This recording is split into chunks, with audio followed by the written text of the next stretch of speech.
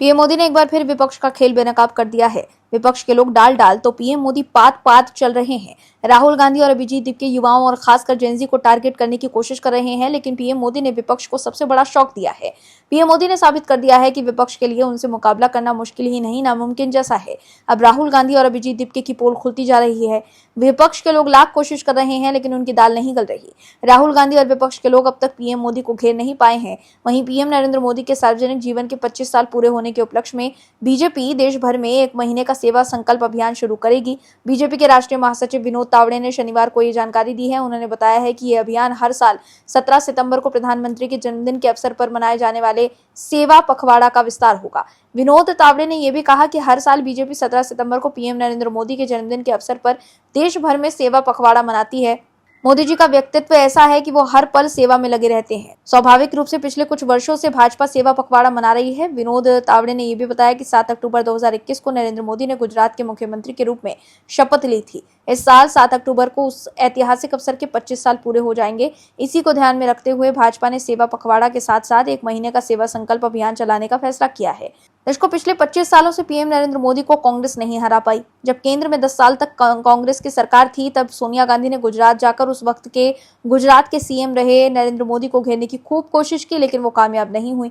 उल्टा दिल्ली आकर नरेंद्र मोदी ने कांग्रेस को केंद्र की सत्ता से उखाड़कर फेंक दिया। तभी से कांग्रेस पीएम नरेंद्र मोदी से झलाई हुई है और राहुल गांधी लगातार पीएम मोदी को लेकर तू तड़ाक की भाषा का इस्तेमाल करते हैं। लेकिन आप दर्शक मानते हैं कि पीएम मोदी के हाथों में देश सुरक्षित है? तो कमेंट में यस और वी सपोर्ट पीएम मोदी जरूर लिखें, ताकि विपक्ष को साफ संदेश जाए कि देश के लोग पीएम मोदी के साथ हैं। इस खबर में आगे आपको बताएंगे सब कुछ डिटेल में कि कैसे विपक्ष में मच गई है खलबली और कैसे राहुल गांधी हो गए एक्सपोज। तो बने रहिए हमारे साथ अंत तक और देखते रहिए हमारी यह खास रिपोर्ट। साथ ही आप दर्शकों से विनम्र निवेदन है कि अगर आपने अब तक चैनल को सब्सक्राइब नहीं किया है तो अभी कर लीजिए। बेल आइकन को दबाना बिल्कुल भी ना भूलें।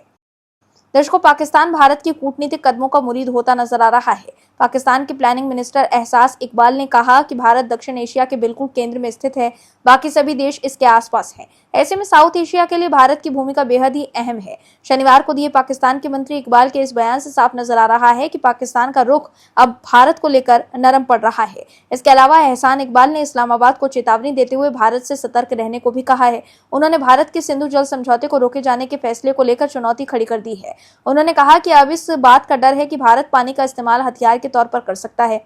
उन्होंने कहा कि जब फसलों के लिए पानी की जरूरत हो तब सप्लाई रोक दें, जब जरूरत ना हो तब पानी छोड़ दें। ये बयान इकबाल ने एशिया सोसाइटी के कार्यक्रम में कही है।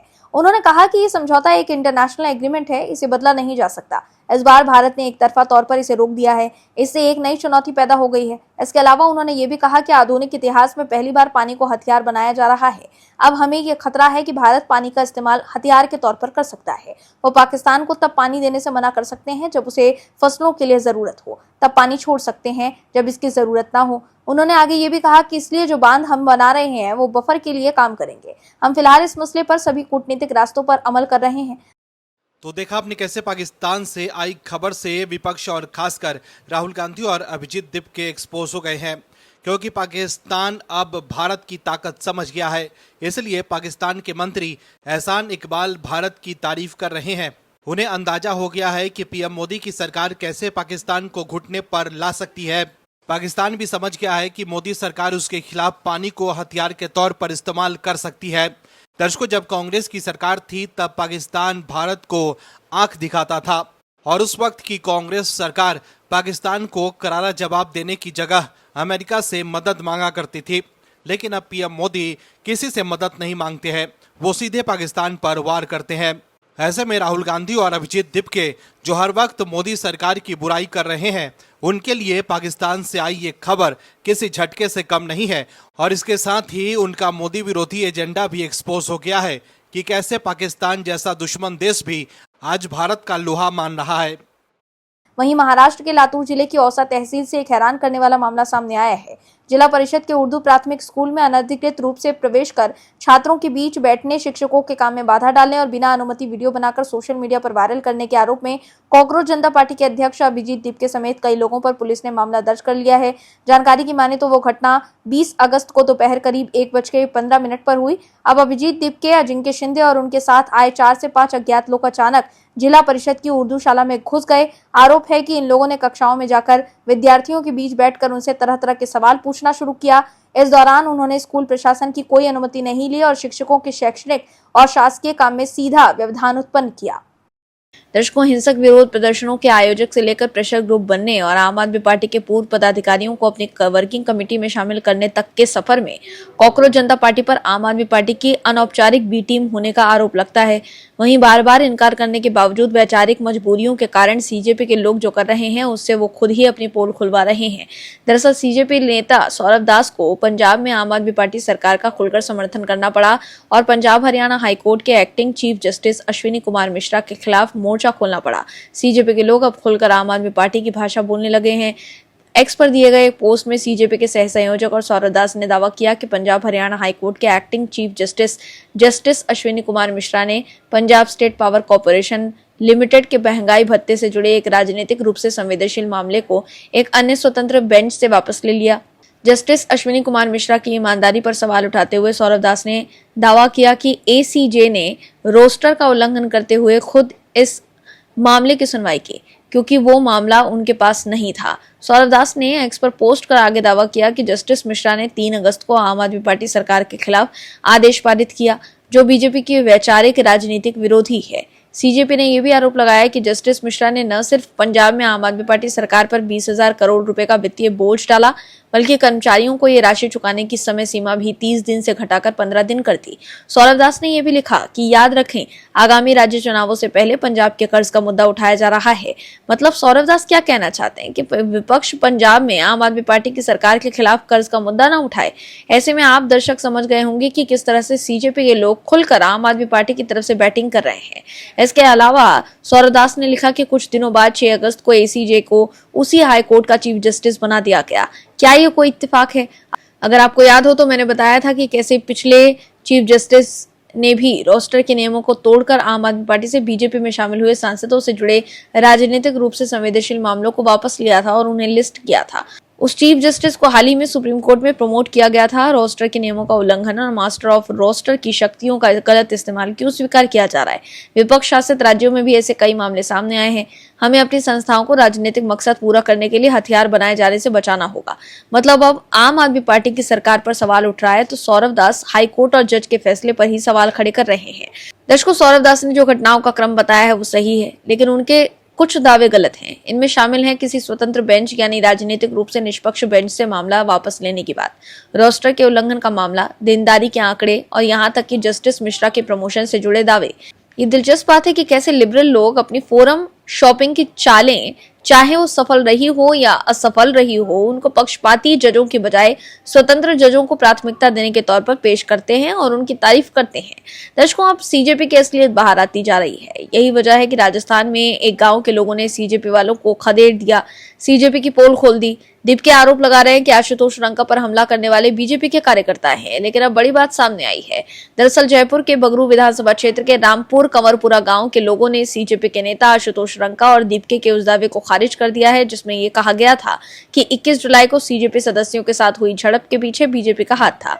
ग्रामीणों का कहना है कि उन्होंने सरकारी प्राइमरी स्कूल को नुकसान पहुंचाने से उस समूह को रोकने के लिए खुद ही कदम उठाया था। इस स्कूल की मरम्मत का काम पहले से ही तय था। स्थानीय निवासी अनु शर्मा ने कहा कि ग्रामीणों का बीजेपी से कोई राजनीतिक संबंध नहीं है और वो बस उस स्कूल को बचाने की कोशिश कर रहे थे जहां इलाके के बच्चे पढ़ते हैं। उन्होंने कहा कि हम ग्रामीण हैं, बीजेपी से नहीं है, हमारे बच्चे यहाँ पढ़ते हैं, इसलिए हमने उन लोगों का विरोध किया जो स्कूल को गिराना चाहते थे। अनु शर्मा के मुताबिक स्कूल की इमारत की मरम्मत के लिए फंड पहले ही मंजूर हो चुका है।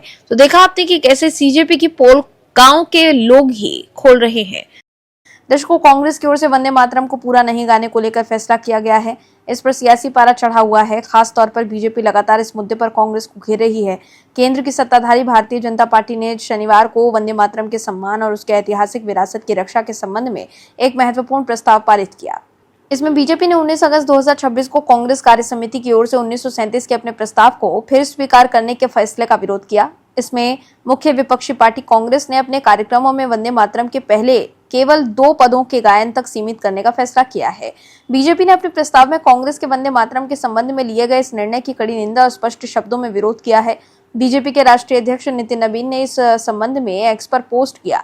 नितिन नवीन ने कहा कि भारतीय जनता पार्टी वंदे मातरम को भारत का राष्ट्रीय गीत, भारत माता के प्रति श्रद्धा की अभिव्यक्ति, स्वतंत्रता संग्राम का मंत्र और भारत की राष्ट्रीय चेतना का अमर प्रतीक मानती है। उन्होंने एक्स पोस्ट में भारतीय जनता पार्टी के लिए किए गए संकल्प की जानकारी दी है। वहीं ऐसा ही मुद्दा एक टीवी डिबेट शो में उठा, जहां बीजेपी प्रवक्ता राधिका खेड़ा ने कांग्रेस नेता से राष्ट्रगीत वंदे मातरम पूरा गाने की डिमांड कर दी, जिसके बाद बीजेपी नेता की मांग पर कांग्रेस से जुड़ी विंग कमांडर रिटायर्ड अनुमा आचार्य ने तुरंत इसे स्वीकार कर लिया और उन्होंने लाइव शो में पूरा वंदे मातरम का गान किया। कांग्रेस नेता अनुमा आचार्य का पूरा राष्ट्रगीत सुनाने पर राधिका खेड़ा ने रिएक्ट किया है। उन्होंने कहा, खुशी है कि अनुमा चौधरी ने CWC के प्रस्ताव को तोड़ा और पार्टी लाइन के खिलाफ गई। बीजेपी प्रवक्ता राधिका खेड़ा ने इस संबंध में एक्स पर पोस्ट किया है। इसमें उन्होंने एक न्यूज चैनल के डिबेट शो की क्लिप पर रिएक्ट करते हुए अपनी बात रखी। इस डिबेट में राधिका खेड़ा के साथ कांग्रेस के अनुमा आचार्य थी। इस चर्चा के दौरान राधिका खेड़ा पर कांग्रेस नेता अनुमा चौधरी ने वंदे मातरम नहीं गाने का आरोप लगाया। बस इसी पर उन्होंने कांग्रेस प्रवक्ता से पूरा राष्ट्रगीत गाने के लिए कह दिया। इस पर कांग्रेस नेता अनुमा चौधरी ने वंदे मातरम न केवल गाना शुरू किया बल्कि इसे पूरा गाया। जैसे ही कांग्रेस नेता ने राष्ट्रगीत गाया, इस पर रिएक्ट करते हुए राधिका खेड़ा ने अहम टिप्पणी की। राधिका खेड़ा ने एक्स पोस्ट में लिखा कि मैंने कांग्रेस के अनुमा चौधरी से राष्ट्रगीत वंदे मातरम पूरा गाने का चैलेंज नहीं किया। उन्होंने दावा किया कि मुझे पूरा वंदे मातरम आता है, इसलिए मैंने उनसे इसे गाने के लिए कहा। राधिका खेड़ा बोली, खुशी है कि उन्होंने कांग्रेस वर्किंग कमेटी के प्रस्ताव को तोड़ा और पार्टी लाइन के खिलाफ गई। दाद देनी होगी। उनके अंदर के सैनिक ने सोनिया गांधी और राहुल गांधी के आदेश के आगे झुकने से इनकार कर दिया। हालांकि उन्हें अपना टेलीप्रॉम्प्टर बेहतर एंगल पर लगाने की जरूरत है। तो देखा आपने कि कैसे कांग्रेस के नेता अब कांग्रेस वर्किंग कमेटी के प्रस्ताव को तोड़ रहे हैं और पार्टी लाइन के खिलाफ जा रहे हैं। ऐसे में सवाल ये उठ रहा है कि जब कांग्रेस के नेता ही पार्टी लाइन से अलग दिखाई दे रहे हैं, पार्टी के स्टैंड को नहीं मान रहे, तो देश के लोग कांग्रेस का साथ कैसे देंगे? वहीं दूसरी तरफ दिल्ली में शनिवार दोपहर सिख नेताओं और 1984 के सिख विरोधी दंगों से प्रभावित परिवारों के सदस्यों ने राहुल गांधी के घर के बाहर प्रदर्शन किया। उन्होंने कुछ कांग्रेस नेताओं की ओर से पूर्व पार्टी नेता सज्जन कुमार को हीरो और आदर्श बताए जाने वाली कथित टिप्पणियों पर माफी की मांग की। ये प्रदर्शन सज्जन कुमार की गुरुवार को हुई मौत के बाद किया गया। सज्जन कुमार कांग्रेस के पूर्व नेता थे और 1984 के सिख विरोधी दंगों से जुड़े एक मामले में दोषी ठहराए गए थे। प्रदर्शनकारी 5 सुनहरी बाग रोड स्थित राहुल गांधी के घर के बाहर जुटे थे। वहां पुलिस ने भारी बैरिकेडिंग कर रखी थी। प्रदर्शन का नेतृत्व दिल्ली सिख गुरुद्वारा प्रबंधक कमेटी के अध्यक्ष हरमीत सिंह कलका और महासचिव जगदीप सिंह कहलोन ने किया। DSGMC के एक नेता ने कांग्रेस से साफ कहने को कहा कि क्या दंगों से जुड़े मामलों में दोषी ठहराए गए सज्जन कुमार को हीरो माना जा रहा है? ऐसे में पंजाब में अगले साल होने वाले चुनाव से पहले सिखों की नाराजगी कांग्रेस को भारी पड़ सकती है। पीएम मोदी ने एक झटके में अभिजीत दीपके और राहुल गांधी का खेल खत्म कर दिया है। दर्शकों, जेनजी को लुभाने के लिए एक तरफ राहुल गांधी छात्रों की गूंज कार्यक्रम कर रहे हैं, तो वहीं अभिजीत दीपके स्कूल ठीक करो अभियान चलाकर युवाओं को अपनी तरफ करने की कोशिश कर रहे हैं। बीजेपी का दावा है कांग्रेस सोशल मीडिया इन्फ्लुएंसर्स को कार्यक्रम में शामिल होने और अपने सोशल मीडिया प्लेटफॉर्म्स पर इसका प्रचार करने के लिए 25,000 रुपए तक की पेशकश कर रही है। बीजेपी ने एक कथित फोन बातचीत का वीडियो भी सोशल मीडिया पर साझा किया है। बीजेपी की ओर से साझा किए गए वीडियो में एक व्यक्ति खुद को शांतनु बताते हुए एक महिला सोशल मीडिया इन्फ्लुएंसर से बातचीत करता सुनाई दे रहा है। राहुल गांधी के पूरे कार्यक्रम से पहले बीजेपी ने राहुल पर ये आरोप लगाए हैं। वहीं गांव में स्कूल ठीक करने के नाम पर राजनीति करने वाले सीजेपी पर जनता का गुस्सा फूट रहा है। दरअसल सीजेपी और ग्रामीणों के बीच शुक्रवार को बगरू विधानसभा क्षेत्र के राजकीय प्राथमिक स्कूल रामपुरा कंवरपुरा के निरीक्षण को लेकर विवाद हुआ था। विवाद के 24 घंटे बाद शनिवार सुबह स्कूल को 50 मीटर दूर बिल्डिंग में शिफ्ट कर दिया गया। वहीं इससे पहले शनिवार सुबह ग्रामीणों और सीजेपी ने एक दूसरे के खिलाफ जयपुर के शिवदासपुर थाने में FIR दर्ज करवाई। दोनों ने एक दूसरे पर मारपीट हुड़दंग मचाने के आरोप लगाए हैं। दोनों पक्षों ने पुलिस पर भी उन पर दबाव बनाने के आरोप लगाए हैं। वहीं इस बीच पीएम मोदी ने सबसे बड़ा ब्रह्मास्त्र चल दिया है। दरअसल बीजेपी ने जेनजी से जुड़ने की तैयारी तेज कर दी है। बीजेपी ने इसके लिए एक खास टीम बनाई है। ये कदम प्रधानमंत्री नरेंद्र मोदी के मंत्रियों को दिए निर्देश के कुछ दिन बाद उठाया गया है। पीएम मोदी ने विश्वविद्यालयों और सरकारी स्कूलों में युवाओं से सीधे संवाद बढ़ाने पर जोर दिया था। ऐसे में अब बीजेपी एक्शन में है। दरअसल बीजेपी के एक वरिष्ठ सूत्र के हवाले से समाचार एजेंसी ANI ने बताया कि इस टीम में बीजेपी के राष्ट्रीय अध्यक्ष नितिन नवीन, राष्ट्रीय महासचिव स्मृति ईरानी और विनोद तावड़े शामिल हैं। गुजरात के मंत्री हर्ष संघवी और छत्तीसगढ़ के मंत्री OP चौधरी को भी टीम में जगह दी गई है। इनके अलावा कई अन्य नेताओं को भी जिम्मेदारी सौंपी गई है। बीजेपी का यह कार्यक्रम युवाओं की उम्मीदों और चिंताओं को समझने पर केंद्रित रहेगा। जेनजी के सामने रोजगार, शिक्षा, परीक्षा और भविष्य से जुड़े कई सवाल हैं। पार्टी इन मुद्दों पर युवाओं से सीधे बातचीत करना चाहती है। कार्यक्रम में चर्चा और संवाद के जरिए युवाओं को बीजेपी नेताओं से जुड़ने का मौका मिलने की संभावना है। पीएम मोदी के निर्देश के बाद बीजेपी की युवा रणनीति में सीधे संवाद को खास महत्व दिया जा रहा है। प्रस्तावित कार्यक्रम के तहत विश्वविद्यालयों और सरकारी स्कूलों में युवाओं तक पहुंच बनाने की तैयारी है। ये कार्यक्रम कब शुरू हुआ होगा और इसका स्वरूप क्या होगा, इसकी जानकारी जल्द सामने आने की उम्मीद है। लेकिन बीजेपी का ये कदम ऐसे समय में आया है जब कांग्रेस भी युवाओं के बीच अपनी पकड़ मजबूत करने में जुटी हुई है। कांग्रेस नेता राहुल गांधी छात्रों की गूंज कार्यक्रम कर रहे हैं। पुणे से पहले कोटा, देहरादून और प्रयागराज में भी इसी तरह के कार्यक्रम आयोजित किए जा चुके हैं। ऐसे में अब बीजेपी ने जेनजी को अपनी तरफ करने के लिए जो प्लान बनाया है, उससे कांग्रेस और सीजेपी की चिंता बढ़ गई है। सीजेपी के नेताओं की पिटाई के बाद दिपके भड़के हुए हैं। अभिजीत दिपके ने अपने सबसे करीबी सहयोगी और पार्टी के सह संयोजक आशुतोष रंका, साथ ही अन्य कार्यकर्ताओं पर हुए हमले के बाद अब खुद जयपुर आकर मोर्चा संभालने का ऐलान कर दिया है। अभिजीत दिपके ने स्पष्ट किया है कि वो दिल्ली के ऐतिहासिक जंतर मंतर की तर्ज पर उसी कंवरापुरा स्कूल के बाहर बेमियादी धरने पर बैठेंगे जहां ये पूरा विवाद और हंगामा हुआ था। उन्होंने राजस्थान सरकार और स्थानीय पुलिस प्रशासन को 48 घंटे का अल्टीमेटम देते हुए 3 प्रमुख मांगे सामने रखी हैं और चेतावनी दी है कि मांगे पूरी न होने तक ये धरना खत्म नहीं होगा। लेकिन सीजेपी के लोगों पर भी गांव वालों ने एफआईआर दर्ज करवाकर गंभीर आरोप लगाए हैं। ऐसे में गांव वालों के आरोपों के बाद सीजेपी के लोग फंसते हुए दिखाई दे रहे हैं। Bureau report, OMH news. आप दर्शकों से विनम्र निवेदन है कि चैनल को सब्सक्राइब जरूर करें